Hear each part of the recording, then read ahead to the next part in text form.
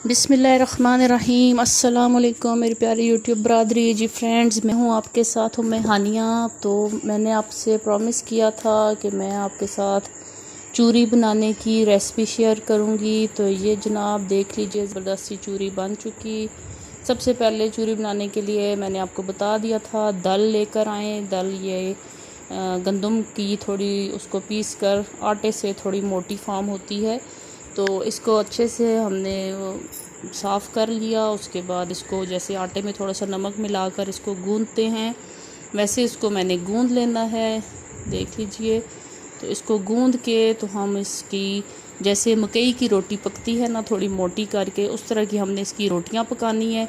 तो जब मकई की तरह इसकी रोटी पक जाएगी तो उसके बाद वो रोटी हमने भेजनी है चक्की पे, मशीन, आटा वाली मशीन पे, कि उसको दोबारा से वो आपको पीस कर देंगे ना।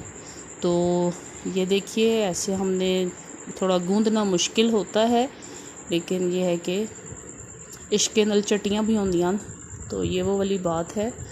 तो ये देखिए जी, ये रोटी हमने तवे पे डाल ली है, तो ये अब पक जाएगी। इसको दूसरी साइड से पकाएंगे। ऐसे ही करके हमने इसकी रोटियां तैयार कर लेनी है। तो ज़बरदस्त है हमारी। जब ये रोटियां तैयार हो जाएंगी तो हम इसको मशीन पर, आटा चक्की पर भेज देंगे। तो अगर आपको वीडियो अच्छी लग रही है तो जल्दी से लाइक कर दीजिए, चैनल पर नए हैं तो सब्सक्राइब कर दीजिए और बेल आइकन को लाजमी प्रेस कीजिएगा ताकि मेरी आने वाली नई वीडियोस आपको आसानी से मिल सकें। लाइबा सिद्दीकी 7 को सब्सक्राइब कीजिए। तो ये देखिए जी, रोटियां हमारी जब तैयार हो गई तो उसके बाद हमने रोटियों को ऐसे तोड़ कर तो फिर चक्की वाले के लिए भेजना है कि वो उसको मशीन से जब फेरेगा तो मतलब रोटी बहुत बड़े बड़े टुकड़े ना हों कि उसको पीसने में आसानी हो। ठीक है, ये ऐसे करनी है सारी रोटियां ऐसे ही तोड़ कर। तो मैं एक बाउल में डाल रही हूँ, तो ऐसे फिर इकट्ठे करके सारी रोटियां उसके पास भेज देंगे। वो जब फिर पीस कर भेजेगा तो उसके बाद हमने चूरी को बनाने का अगला प्रोसीजर स्टार्ट होगा। उसको हम करेंगे अच्छे से, देसी घी में भूनेंगे, फिर शक्कर डालेंगे, तो ज़बरदस्त सी हमारी चूरी तैयार हो जाएगी। तो ये देखिए जी, ये चूरी हमारी चक्की से पिस कर आ चुकी है। तो इसको अब हमने फ्राई करना है कढ़ाई में, सिंपल। पहले ऑयल के बगैर इसको हल्का सा भून लेना है। जब इसकी भूनने की खुशबू आने लग जाए उसके बाद इसमें आपने देसी घी डालना है। देसी घी नहीं है तो आपने इसमें आम कोई भी डालडा घी डाल लें, कोई भी घी डाल लें। तो ये देखिए जी, चूरी इसमें मैंने थोड़े से सौंफ डाल दिए हैं खुशबू के लिए। तो इनको अच्छे से भून लेना है। देखिए, अच्छी सी चूरी भून रही है। जब इसकी भुनने की खुशबू आएगी तो उसके बाद हम इसमें देसी घी ऐड करेंगे। तो जल्दी से लाइक कीजिए वीडियो को, चैनल पर नए हैं तो सब्सक्राइब कीजिए। तो उम्मीद करती हूँ आपको वीडियो अच्छी लग रही होगी। तो ये देखिए जी, हमने देसी घी इसमें ऐड किया।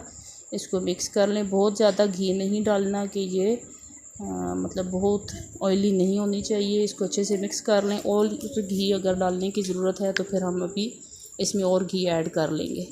तो ये अब इसमें थोड़ा सा और डालने की ज़रूरत है, थोड़ी थोड़ी बीच में ड्राई लग रही है, तो और थोड़ा सा देसी घी ऐड कर लेते हैं। और एंड में बिल्कुल जब चूरी बन जाएगी तो तब हमने इसमें शक्कर ऐड करनी है।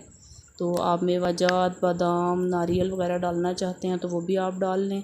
ये चूरी बिल्कुल हमारी रेडी हो चुकी है। अब शक्कर आप अपने टेस्ट के हिसाब से इसमें ऐड कर सकते हैं।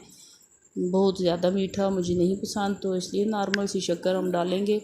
तो ये देखिए, नारियल और मेवा मैंने इसमें काट के डाल दिया। बादाम और कोई चीज़ें आप डालना चाहते हैं तो अपने टेस्ट के हिसाब से डाल सकते हैं। तो ये ज़बरदस्त सी हमारी चूरी रेडी हो चुकी है। तो ऐसी अच्छी अच्छी मज़ेदार सी वीडियोस मैं आपकी खिदमत में पेश करती रहती हूँ।